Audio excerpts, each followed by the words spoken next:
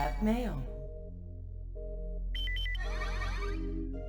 Hey everyone, my name is Jinx, and today I'm going to be taking a look at one of my favorite survival horror games on the PlayStation 1, Dino Crisis. Released in 1999, 2 years after Resident Evil 2, series director Shinji Mikami wanted to have a fresh take on the survival horror genre. He would dub this style action horror, with an emphasis on fast-paced combat and quick pacing. He wanted to make a more tense type of fear than the slow dread of the old Resident Evil style. But what could be more horrifying than zombies? Well, with a little bit of inspiration from a rather popular movie franchise at the time, they decided to go with dinosaurs, and hence, Dino Crisis was born. So, let's get to it. Clever girl.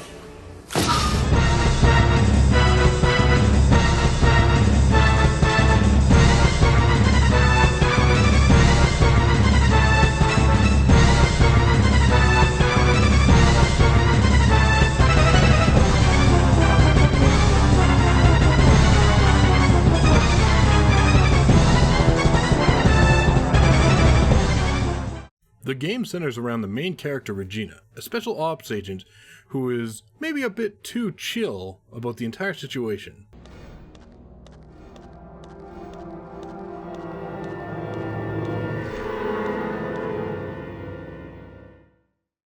That's disgusting. She's joined on her mission by Gale, the old business leader with a heart made of stone. Playtime is officially over, kiddies. Rick, the no-business comic relief token minority and tech expert. He was attacked by some kind of dinosaur. Now that's a good one. Last but not least, here's Cooper. Ooh. And he was just 1 week away from retirement. Your team has been tasked with finding Dr. Kirk, who's been running experiments on an infinite energy resource called Third Energy. You arrive at the island, but as our friend Cooper might recall, things didn't go as planned. You must search the island, find the doctor, and escape the island, preferably not in a body bag.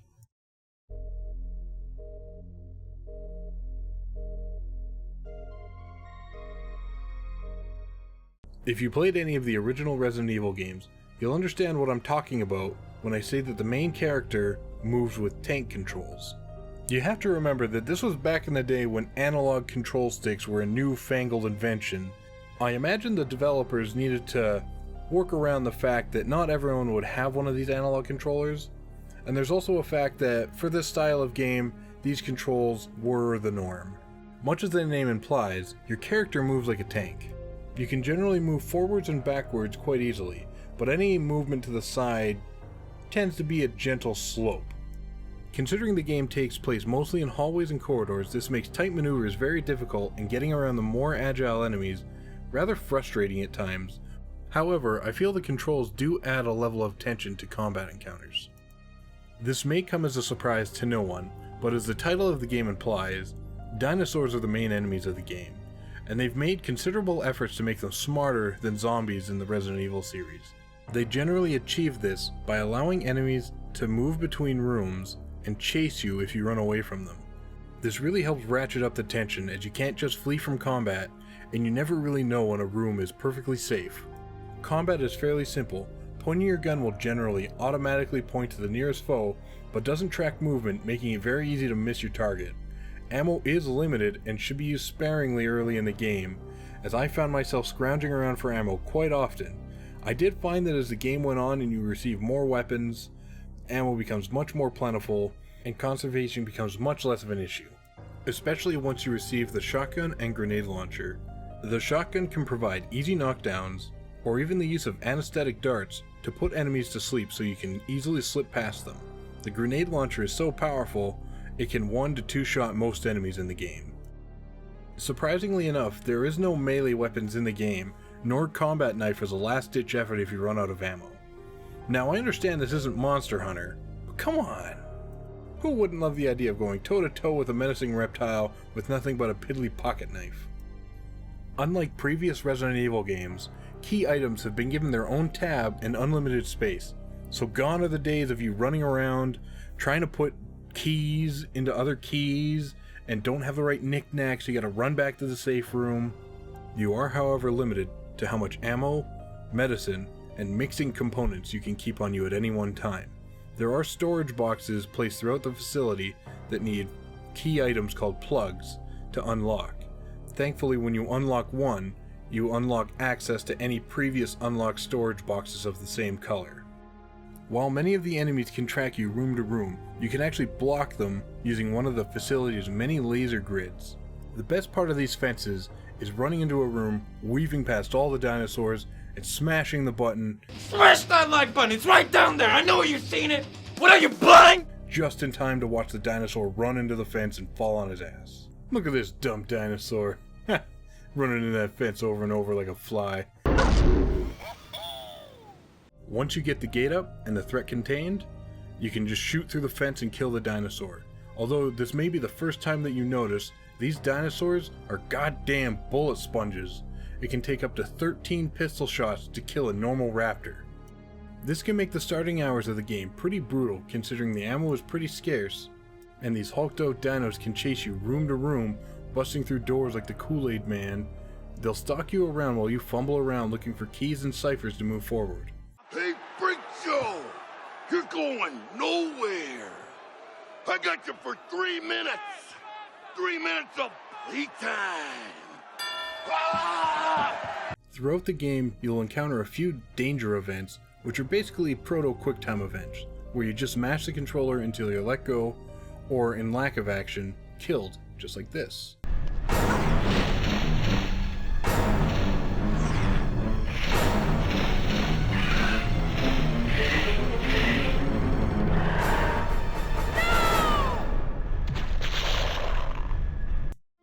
While the dinosaurs are threatening, I do find the variety of enemies in the game quite lacking. There's only 3 real enemies you have to worry about. There's raptors,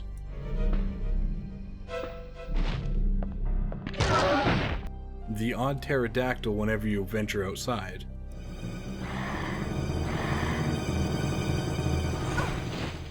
and the oh man, I'm not even going to try this one. I'm just going to call this guy Bruce. And then of course, there's the Tyrannosaurus Rex. He shows up every once in a while to ruin your day. You have to run away from him or he'll instantly kill you, with the only exception being the final encounter of the game. He'll generally show up, chase you around for a while, and after avoiding him for a couple minutes, you'll usually be able to flee to another area. He's generally used as a set piece whenever the developers want to blow something up or otherwise block your path.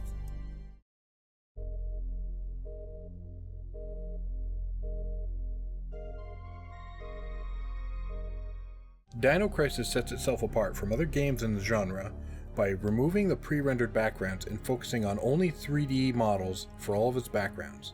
This allows them to have a panning camera that in certain scenes will follow you through a room or around corners. This adds a really nice cinematic effect and especially works well in the cutscenes. I do find, however, that the pre-rendered backgrounds had much more detail in them, and they would always ratchet up the tension, especially if you knew there was something in the room, especially if you knew it was coming after you, but you couldn't actually see it. While sparse in variety, the dinosaur models look great. With fluid animation, they really give the feeling of a savage predator chasing you down. With the backdrop of a secret military base on a secluded island where dinosaurs are running amok, you'd think there'd be a lot more variety in the background and in the general areas of the lab itself. But it's actually very vanilla. Rarely do you venture outside, and when you do, it's still within the facility compounds, so all you're greeted with is gray pavement and high walls or fences. Inside the base doesn't fare any better, again marred with a lot of really generic backgrounds, blank floors, blank walls, with the odd whiteboard thrown in, but there's very little detail thrown in these backgrounds. Even when you reach the underground lab, there's really not a whole lot going on. It's again a lot of generic walls, boxes blocking your paths. There's very little detail in the walls. It doesn't do a very good job with storytelling over the environment. It's here when you really start to see the sacrifices they had to make the entire game in 3D models. In previous Resident Evil games, there was a lot of environmental storytelling, just with the bits and bobs in the background. You'd be able to see entire stories unfold as you cross sections of the city. It's little things like this that go a really long way in horror games to keep players invested. Being able to see the utter devastation of Raccoon City really amped up the tension, whereas in Dino Crisis, the few spare bodies or blood trails on the floor generally don't add too much to the feeling of suspense. Overall, Dino Crisis still looks like a great game, but it really suffers from generic backgrounds and a lack of environmental storytelling really holding the story back, especially since they're so thin on story in the cutscenes in general.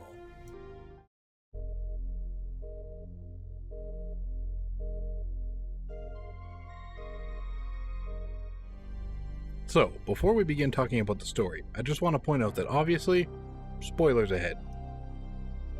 So, if you want to experience the full story of Dino Crisis without spoilers, click here to go straight forward to my recommendation.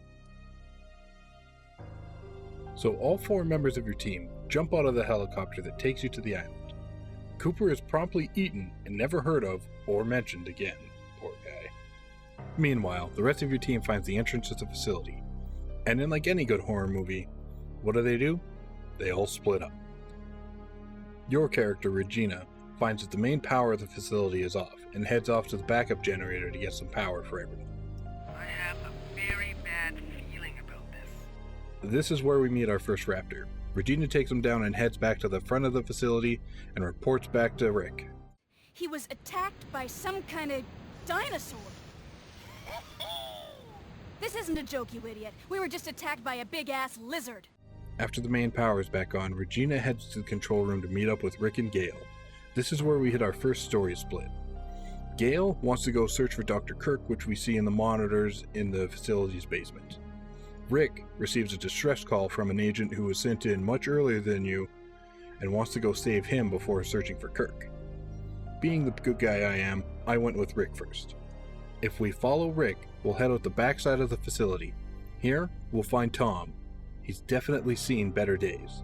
So wanting to get Tom some rest, we take him and go to the facility basement where there's a medical room we can lay him to rest. Unfortunately, there's a dinosaur who has the exact same idea, and when Rick and Tom reach the medical room, Tom throws himself in front of the dinosaur and martyrs himself to save Rick. Gotta say, he goes out like a champ though. Chew on this! After this, you meet up with Gale, who's already apprehended Dr. Kirk in the meanwhile. And that's it, mission's over. So Regina calls a new helicopter to come pick them up, and they head out to the helipad with Dr. Kirk in tow. Then this happens. It could have been a lot worse. That's odd. Something must have those animals spooked. Really? Do you really wonder what has those birds spooked? I'm the motherfucking T-Rex! I'm the motherfucking T-Rex! So the T-Rex eats their helicopter, leaving the team and Dr. Kirk stranded on the island. Dr. Kirk slips away, and the team splits up again to capture Dr. Kirk and find a new way off the island. During one of the quick stints that you have Dr. Kirk in custody, he explains how the dinosaurs got here with the third energy acting as a sort of time bomb, pulling things in and out of space at a time. There's no real narrative point to this entire explanation other than to be able to hand-wave the existence of the dinosaurs and to create a convenient barrier between you and the hovercraft that's your only other means of escape. To put it in terms that even you can understand, third energy has the ability to replace a pocket in space with one from a different time. What? Yes. So the team once again splits up to watch Dr. Kirk and for Regina to set off to start the third energy reactor to lower the energy wall that's blocking off the hovercraft bay. Once Regina gets the third energy reactor started up again, we get rid of the invisible wall blocking our way to the hovercraft. This makes the facility violently shake and allows Dr. Kirk to escape once again. This is the last split story decision, and this is the only one that will affect the outcome of the game.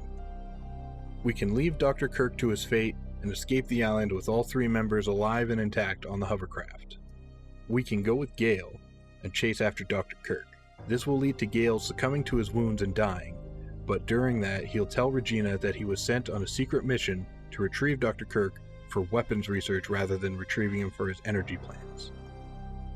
There is a third option and ending in this scenario that allows you to both capture Dr. Kirk and leave with all 3 team members alive. To do so, you have to agree with Rick that saving all the team members is more important than the mission. But instead of following Rick and Gale, you'll chase after Dr. Kirk yourself and find him in a helipad. You then corner and take custody of him once more, and while heading back to the helipad, you're attacked again by the T-Rex. This is the final encounter with the big guy, and he's not very hard. You just shoot a couple rounds into him, avoid his attacks, and you're done. Everyone gets in the helicopter and begins to fly out of the base. Unfortunately, the T-Rex hasn't given up just quite yet. So while you're flying out, Rick decides to drop a bomb on him. I'm gonna blast fry that dino dodo! And it has a very particular sound effect. Now, I know I've heard this sound effect before, but where? And that's it for the story of Dino Crisis. It's more of a window dressing to the overall theme of the game, but I really felt like they dropped the ball here and they really could have done a lot better. I hope if they ever do a remake of this game, they do the story some justice. Overall, I find Dino Crisis was a refreshing take on the survival horror genre that really added some great new action elements to the genre that would go forward from that day on. You can really see how this game set the groundwork for future innovation in the survival horror genre. Things like the branching story paths we would see fully fleshed out in Resident Evil 3 Nemesis. Shinji Mikami would also focus his survival horror games more on action than ever before, with its full culmination coming out in Resident Evil 4. The great ideas that made the concept of this game possible don't make this an amazing game though. While I enjoyed Dino Crisis, I did find it an overall mediocre experience compared to other survival horror games such as Resident Evil 2, Resident Evil 3, and more serious takes on the survival horror genre as Silent Hill. If you're a survival horror fan, you'll definitely love Dino Crisis, if only to see its place in survival horror history. But if you're new to survival horror, I think this is a great starting off point. Its action-oriented focus and short length definitely lend to being a good game to jump into as a genre with. And so that's it for my Dino Crisis review. At this point, I'd like to thank anyone still watching the video. Please leave a comment down below, tell me what you thought about the video. I'm still working on the format and any feedback is appreciated. So the next game I'm thinking of picking up and playing to review is Parasite Eve. It's another old school survival horror game with more of a RPG focus on the gameplay instead of action, and I think it's a really great take on the genre as well. Being developed by Square Enix of Final Fantasy VII fame, it's really interesting to see how they take the survival horror genre differently than Capcom. But until then, I'll see you guys next time.